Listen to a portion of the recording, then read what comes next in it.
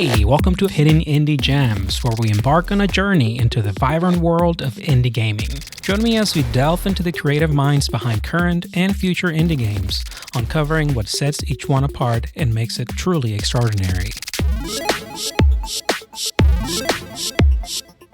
Today, I got a chance to talk to Chris Stair, creative director at Squid Shock Studios. We talked about their upcoming game, Bo, Path of the Teal Lotus. In this game, you play as Bo, a celestial blossom who has descended from the heavens to fulfill a mysterious and ancient prophecy. Wield your legendary bow staff to fluidly bounce and glide through an otherworldly realm filled with hand-drawn, dreamlike landscapes, charming and peculiar yokai, and colossal monsters drawn from ancient Japanese legends. Now, this podcast has no sponsors and is 100% audience-funded. If you want to support my creative work, you can buy me a coffee using the link in the description. Every dollar makes a huge difference. Thank you, and enjoy the show.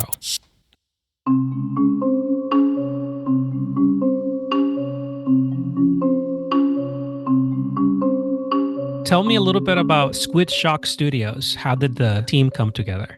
So actually, in the beginning, before there was a Squid Shock Studios, I was just kind of dabbling in game development. And with my friend Trevor, who I met we were both English teachers in Thailand. He had mentioned that he had done he's learning to code.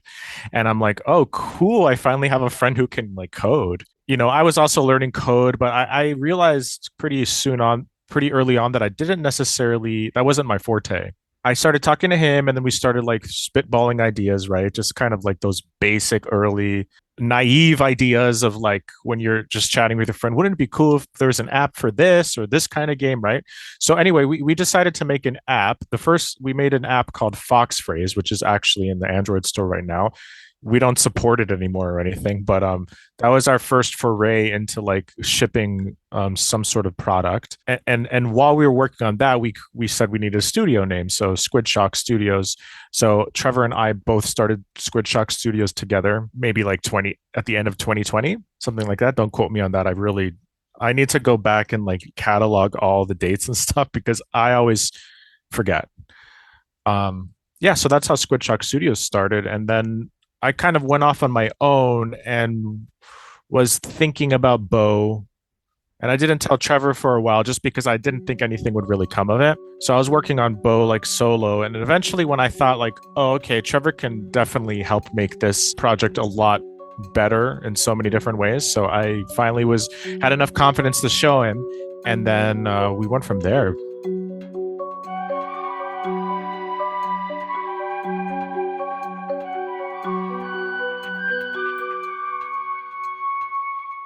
Let's talk about Bo. So what kind of game is Bo, Path of the Teal Lotus? So early on, the name of the game was just Bo. And then I was like, this is not good for SEO. So we had to come up with an annoying subtitle. So Path of the Teal Lotus is what I came up with. And this is Bo right here. This is the character. We have a plushie. You can't buy them, but when they are available, we'll let everyone know. And it's a 2D action platformer Metroidvania, which is a mouthful, but I think gamers know what that means. So it's based on Japanese folklore. So a lot of the enemy types, general narrative, and characters kind of come from Japanese folklore. But we also put our own original twist on it because folklore is kind of a little bit more malleable than mythology. Nothing is necessarily coherent, so we have the opportunity to inject our own creativity into it as we see fit. Of course, we do follow loosely, but Bo's story is an original story. Bo is an original character. It's an original yokai, and we take inspirations from games like Hollow Knight, obviously, Celeste, Dust Force, Paper Mario, Ori.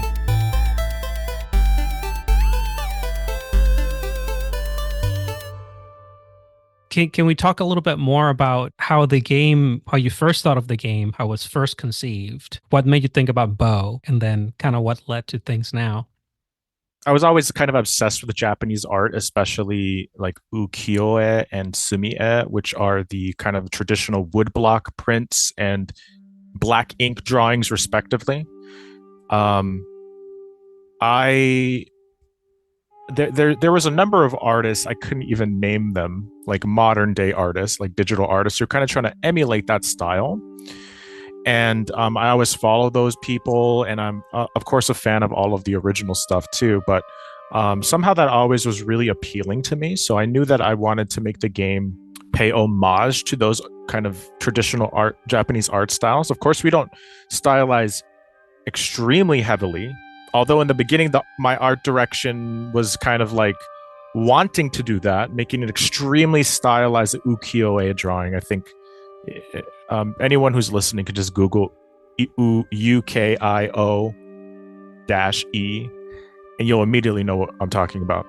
But we actually like dialed it back a bit because it was becoming a little too abstract, and we were a little bit limited in what we could do.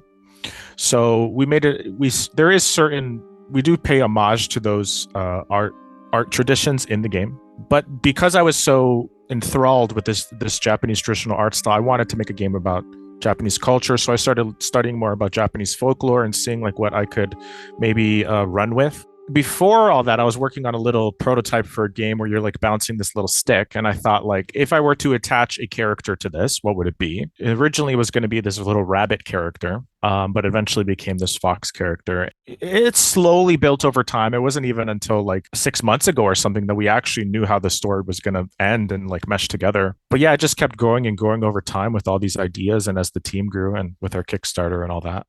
It's always cool seeing how there's some people that they start having kind of an end in mind, and some people just grow together with their project, whether it's a book or a story or a game or something like that. So you almost, because there's almost things that is like, this is where the game wants to go, this is where you can see the story unfolding to. Yeah.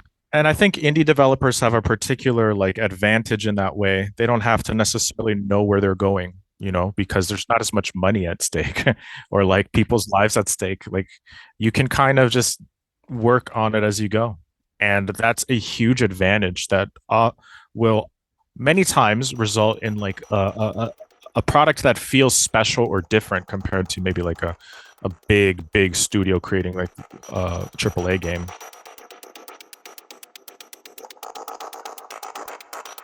So let's talk a little bit more now about the actual gameplay mechanics. How does it feel to play Bow? So when we were designing the player controller for Bow, we really wanted there was two things we had in mind: easy to learn, difficult to master, right? So that means we have a very high skill ceiling. So you could play the game in whatever style you want. Maybe like you don't really want to do too many flashy things. It's perfectly fine and completable that way. But the skill ceiling where Bow basically Bow's moveset was designed with having hyper mobility in mind. We wanted to create a sense of flow in the player where they would be constantly thinking about, how do I keep moving? How do I keep in the air? Because you receive some benefits like the longer you're in the air. Take too much to explain about our combo system and stuff, but basically most movements will reset your jump and your dash. So that, your grapple, if you hit something in the air, hit a projectile, hit an enemy, hit an object, your dash and your jump will reset. So you're constantly thinking like, where can I get my next reset from in battle? Agility and player agency is kind of what we were going for. Okay, let's say the game is out now. There's 100 people that have their hands on it. They have lots of friends to tell about the game. What are you hoping they're telling their friends? Wow, that's a great question. I would like those people to say they really enjoyed exploring the world that my team and I created together, and that they really liked the characters in it. Hopefully liked my writing. Writing was a very difficult part of the process for me, but like I put a lot of investment in that. So I hope people like don't. There are those, there's two types of gamers: one who reads everything and one who reads absolutely nothing. So I hope like we could find a happy medium with that. What do I want them to say? Like maybe I mean, it's a really fun and good game, I think, and that it's something special. And whenever I play a game, it happens kind of rarely, but becoming very attached to the protagonist character kind of identifying with the protagonist, and also just like, this sounds really like money grubby, but no, this is not how I mean it. Like, I want to buy all the merch of this character because I freaking love the game, and like I just want to be around it all the time because it brings me joy. And I'm not like saying go buy our merch or whatever, but I'm just saying, like, when I play a game, that's usually indicative of a good game for me. Is like, I want to start buying the merch. I saw this kind of older meme, and it's like life before Ghibli Studios and after Ghibli Studios, and it's the same image, but except the second one, the guy's all like painted and there's plushies everywhere, and Totoro here. And I got plenty of Ghibli merch too. I'm a merch guy. I used to work at a music store, and I remember I had a coworker tell me about Hyper Light Drifter, and he was just like so excited about the game. It's like, you have to play this game. It's so amazing. And a good game will make the player want to identify with the game. Just like be proud to have played it. So I wish that for Bo and the players who play it.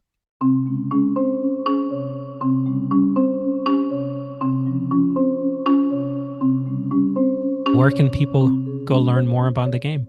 I think the best place, and the place we always send people, is our Steam page. So just go to Steam, search Bo Path of the Teal Lotus. You could just write Bo Path and it'll populate. Give us a wish list, because indie games these days are slaves to the Steam algorithm. So the more wish lists we get, the more successful we'll be.